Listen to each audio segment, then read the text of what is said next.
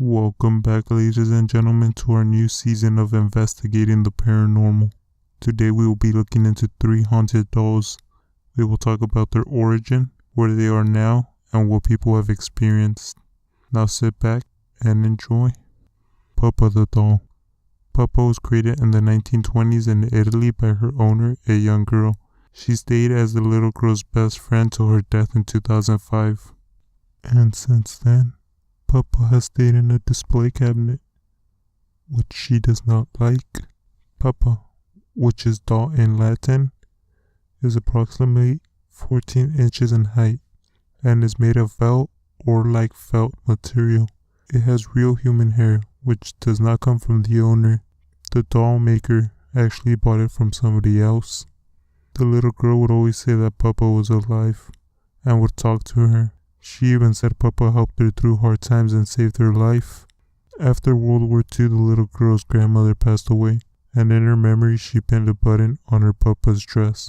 The little girl cherished Puppa until her death in 2005, and the family that has it now bought it just due to its history and where it's been. The paranormal activities didn't happen until the little girl died.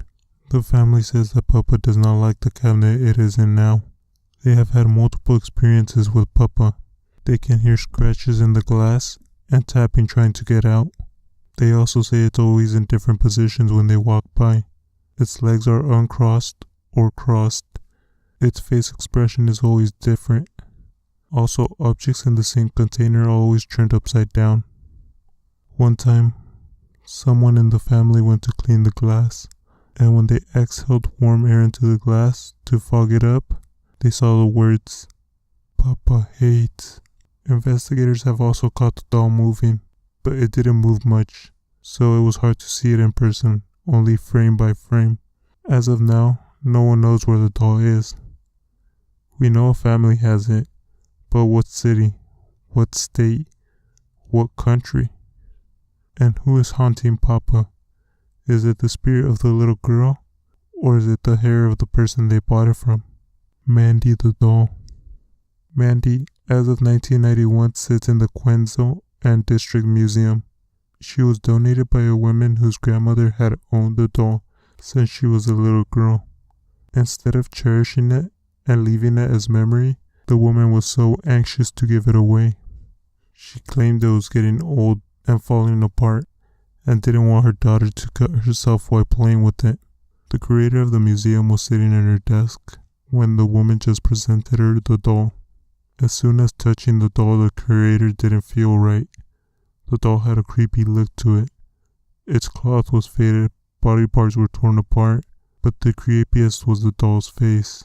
It was painted on there, and it had glass eyes, and to make it worse, it had a crack in the forehead. The doll was accepted into the museum, but before it went into display, it had to go under polishing and maintenance. It was placed in a plastic bag to make sure to bag any infestation or bugs that were on it.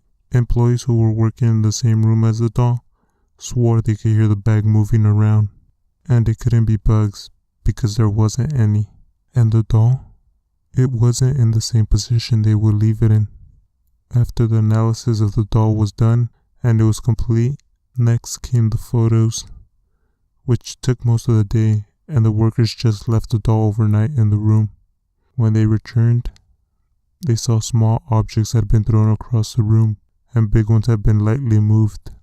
This happened every time Mandy was in a room alone, and the creator came to the conclusion that it was like a little girl was throwing a tantrum. Mandy was finally placed in display, and placed in the front walkway by the main door. She gave visitors an uncomfortable feeling, and when people would take pictures of the doll, they never would get anything in their camera, usually just blur or like a light was blocking the doll. Eventually people complained about feeling uncomfortable with the doll, so they moved it all the way to the back. Alone, a psychic was called in to investigate the doll, and this is her report. The doll suffered from a lot of abuse, but not the actual doll, but the spirit haunting it. There is no original origin of the doll, but that is what it is said. Beware, this can just be a folklore, or a legend. A man walking by a barn house heard some crying from a little girl from inside a farm. The strange thing is the farm is supposed to be abandoned, and when he knocked, there was no response. The man kept hearing the little girl cry, so he went in. He realized the crying was coming from the cellar. He couldn't find the entrance inside, so he went outside and went through the outside entrance. When he opened the cellar door, a bright light illuminated a little girl, dead, with a doll in her hand. It is said the spirit of the girl entered the doll. Yes, this can be fake. But when the haunting started in the museum, the creator went to visit the woman who gave her the doll. It turns out the story she said of the reason of giving the doll away was fake. This is the real reason. When the doll was inside the woman's house, she could hear someone crying inside the cellar. And when she would go to investigate, she found all the cellar windows open and the doll on the ground. Since giving the doll to the museum, she never heard the crying again. What are your thoughts on the spirit that haunts the doll? Do you believe the story of the little girl? Okioku. The doll was purchased in Sapporo by a 70-year-old Ikichi Suzuki in 1918. He gave it to his 2-year-old sister as a gift. Her name was Okiki. The doll was 40 centimeters tall and was dressed in traditional kimono.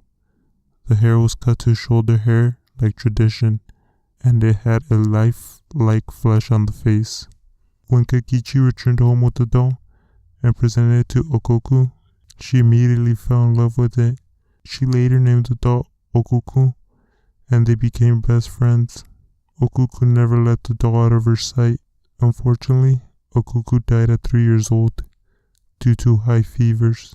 The doll was supposed to be buried with Okuku, but due to some circumstances, the doll wasn't put to rest either.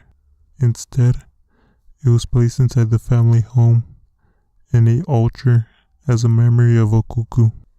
After a while, the family started to realize the doll's hair wasn't the same no more.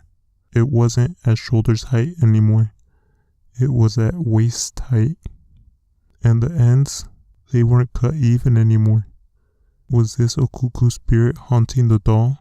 In 1938, the family moved to another locality.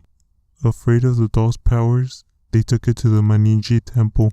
Here they informed the priest of the doll and what it would do. The priest later confirmed the story, as they also saw the hair of the doll growing. It would be trimmed often, and it would continue to grow. An analysis of the hair sample was confirmed to be human hair growing, but they couldn't make out of who. As of now, the doll is in a wooden box in the Maniji temple, and its hair, it's been growing for 75 years. What are your guys' thoughts on the Kiku's doll? Is the little girl really the spirit of the doll? Or was the doll haunted before that and caused the little girl's death? Thank you for joining me today as we took a look at these haunted dolls.